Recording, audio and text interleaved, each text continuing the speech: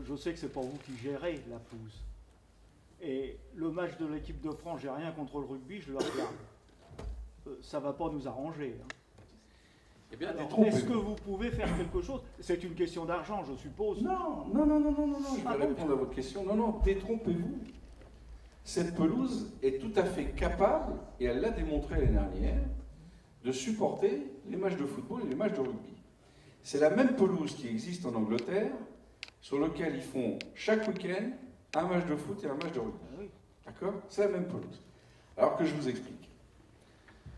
Pourquoi on a connu des problèmes, non pas de fond, mais d'aspect. Et c'est ça la vraie différence. À Deschazos, on avait des problèmes de fond sur la pelouse. C'est-à-dire qu'elle ne tenait pas et qu'à chaque match, c'était un champ de labour très irrégulier, etc. Je vous garantis que malgré la saison qu'on a eue en termes de pluie, malgré les matchs de rugby, Stade Français, Barbarians, la tenue de la pelouse, pas de l'herbe, la tenue du sol a été excellente. Et les joueurs ne se sont jamais plaints de la planimétrie du terrain. Jamais. Jamais. D'accord? Par contre, en termes d'aspect, pour vous, pour nous, la pelouse n'était pas belle.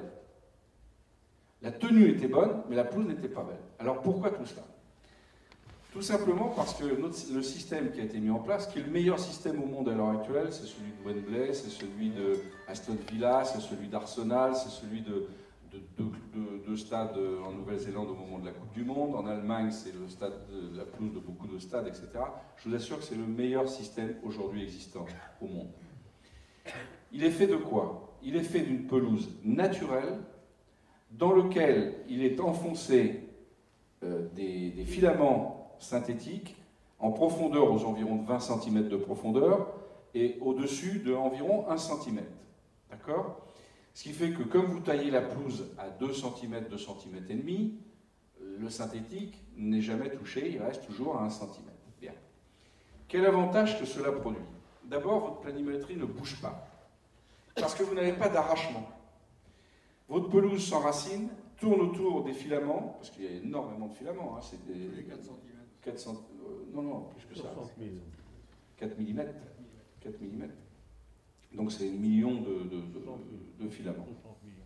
Combien? 60 millions. 60 millions, dit Michel, c'est peut-être dans cet ordre-là. Donc, le sol ne bouge pas. Le sol ne bouge pas. Il est même un peu dur. Il est même un peu dur. S'il y avait un défaut à lui trouver, c'est peut-être un peu sa dureté. D'accord? Et donc la planimétrie est bonne, et il n'y a pas d'arrachement. Vous voyez, très peu d'arrachement au sol. Même dans les matchs de rugby, quand il a plu, il y avait très peu d'arrachement. Par contre, le problème de pelouse que l'on a rencontré l'année dernière, c'est que, comme ils étaient pris par le temps pour rendre, entre les travaux et l'ouverture, d'avoir la pelouse, ils ont mis un tapis, donc ils ont fait pousser la pelouse dans la région parisienne, et ils ont amené le tapis dessus. Sauf que le substrat qui était en dessous et le substrat sur lequel avait poussé la pelouse n'étaient pas compatibles.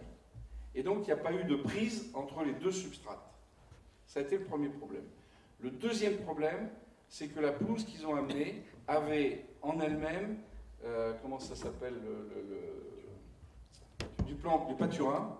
Et il n'y a rien de pire pour une pelouse que le pâturin. C'est pour ça que vous aviez des points jaunes, des ceci et des cela, et vous aviez la pelouse qui partait très rapidement. D'accord? Troisième facteur, dès le départ, l'entreprise qui était entre le moment où la pelouse a été posée, c'est-à-dire fin mai de mémoire, oui, ça doit être ça, jusqu'au mois de juillet, c'était Sogea qui avait l'entretien, enfin Vinci qui avait l'entretien, et le sous-traitant qu'ils ont pris n'a pas fait du bon boulot, et donc on a eu des problèmes de pelouse. Ce qui fait qu'à l'intersaison là, on a scarifié sur les conseils du jardinier d'Aston Villa, qui est le même qui a été repris par le Paris Saint-Germain. Donc on n'a pas pris le plus mauvais. Hein. Sur ses conseils, et c'est ce qu'il faisait lui tous les ans en Angleterre, on a scarifié complètement le terrain, d'accord?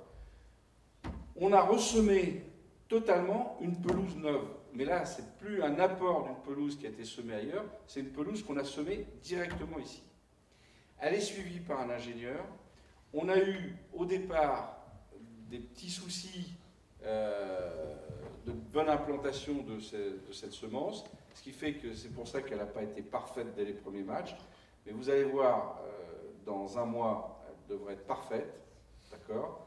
Et en tous les cas, la stabilité du sol est garantie. Donc on n'a pas de problème et on ne l'a pas eu l'année dernière. Donc le match France-Tonga ne nous pose aucun problème. Aucun problème. Et là, Christophe, tu peux le dire, malgré les intempéries et malgré les matchs de rugby l'année dernière, la planimétrie, les joueurs n'ont pas souffert. Non, non, complètement. Parce que de l'extérieur, nous...